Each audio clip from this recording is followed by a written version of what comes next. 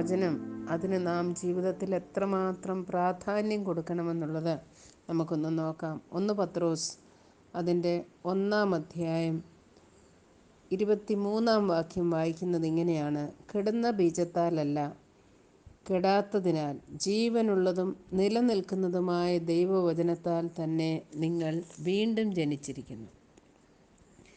വീണ്ടും ഇതിൻ്റെ 119-ാം സങ്കീർത്തനം നാം വായിക്കുമ്പോൾ അതിൻ്റെ 9-ാം വാക്യം പറയുന്നത്: ബാലൻ തൻ്റെ നടപ്പിനെ നിർമ്മലമാക്കുന്നത് എങ്ങനെ?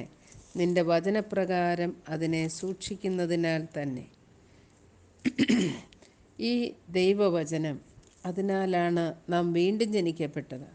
അത് മുഖാന്തരമാണ് നാം പാപത്തെയും ഈ ലോകത്തിൻ്റെ മാലിന്യങ്ങളെയും ഒക്കെ വിട്ടകന്ന് ജീവിക്കുവാൻ ഇടയാകുന്നത്.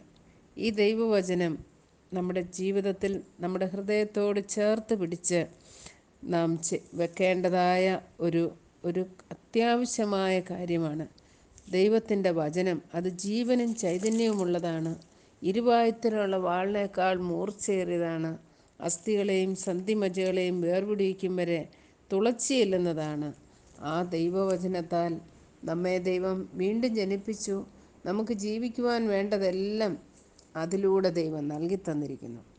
അതുപോലെ യോഹന്നാൻ്റെ സുവിശേഷത്തിൽ കർത്താവിൻ്റെ ഏറ്റവും പ്രിയമായ ഒരു മധ്യസ്ഥ പ്രാർത്ഥനയാണല്ലോ 17-ാം അധ്യായത്തിൽ വിവരിച്ചിരിക്കുന്നത്.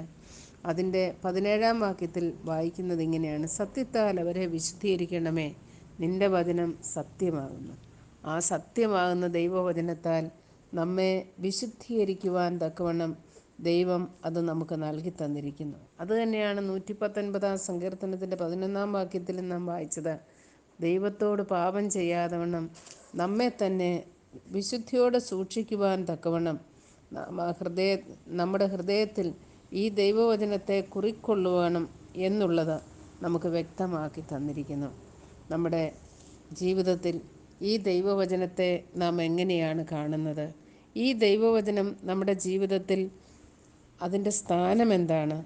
എല്ലാ ദിവസവും ദൈവവചനം വായിക്കുവാനും അതനുസരിക്കുവാനും അതിൻ പ്രകാരം നമ്മുടെ ജീവിതത്തെ ക്രമീകരിക്കുവാനും ദൈവത്തിൻ്റെ പരിശുദ്ധാത്മാവ് നമുക്ക് ഇടയാക്കുന്നു. അതിനായിട്ട് നാം ദൈവത്തിൻ്റെ കൃപയിൽ ആശ്രയിച്ച് മുൻപോട്ട് പോകേണ്ടതായിട്ടുണ്ട്. അതുപോലെ തന്നെ 119-ാം സങ്കീർത്തനം അതിൻ്റെ 92-ാം വാക്യം വായിക്കുമ്പോൾ: നിൻ്റെ ന്യായപ്രമാണം എൻ്റെ പ്രമോദമായിരുന്നില്ലെങ്കിൽ ഞാൻ എൻ്റെ കഷ്ടതയിൽ നശിച്ചു പോകുമായിരുന്നു. ദൈവവചനം നമ്മുടെ കഷ്ടതയിൽ നമുക്ക് പ്രത്യാശ തരുന്നതാണ്, നമ്മെ ധൈര്യപ്പെടുത്തുന്നതാണ്. ആ വചനമാണ് നമ്മെ നിലനിർത്തുന്നത്. അതോടൊപ്പം ചേർന്ന് 1 പത്രോസിൻ്റെ ലേഖനം അതിൻ്റെ 2-ാം അധ്യായം 8-ാം വാക്യത്തിൽ നാം വായിക്കുമ്പോൾ: അവർ ദൈവവചനം അനുസരിക്കായ്കയാൽ ഇടറിപ്പോകുന്നു എന്നും വായിക്കുന്നു. വചനമനുസരിക്കുമ്പോൾ നാം ഇടറിപ്പോകാതെ നാം അടിസ്ഥാനപ്പെട്ടവരായി, കർത്താവ് പറഞ്ഞല്ലോ, എൻ്റെ ഈ വചനങ്ങളെ കേട്ട് ചെയ്യുന്നവൻ പാറമേൽ ആഴക്കുഴിച്ച് അടിസ്ഥാനമിട്ട അങ്ങനെ വീട് പണിത ബുദ്ധിയുള്ള മനുഷ്യനോട് സദൃശനാകും. ദൈവവചനത്തിൻ്റെ അടിസ്ഥാനത്തിൽ നാം ജീവിക്കുമ്പോൾ നാം ഒരു നാളും ഇടറിപ്പോകുവാൻ ഇടയാകത്തില്ല. അതുപോലെ തന്നെ ഈ ദൈവവചനം നമ്മുടെ കഷ്ടതയിൽ നമുക്ക് ആശ്വാസമാകുന്നു.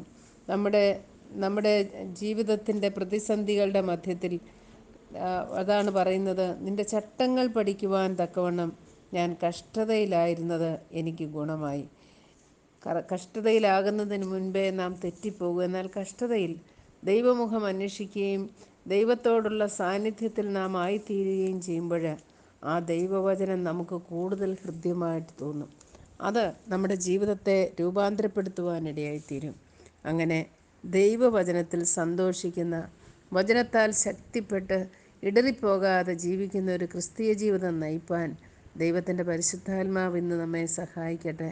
പാപം ചെയ്യാതെ നമ്മെ സൂക്ഷിച്ചുകൊണ്ട്, ഇടറിപ്പോകാതെ കഷ്ടതയിൽ ആശ്വാസം പ്രാപിച്ചുകൊണ്ട് പ്രത്യാശയുള്ളവരായി ജീവിക്കുവാൻ നമ്മെ സഹായിക്കുന്ന ദൈവവചനം ഇന്ന് പകലിൽ നമ്മെ നിലനിർത്തട്ടെ. God bless you.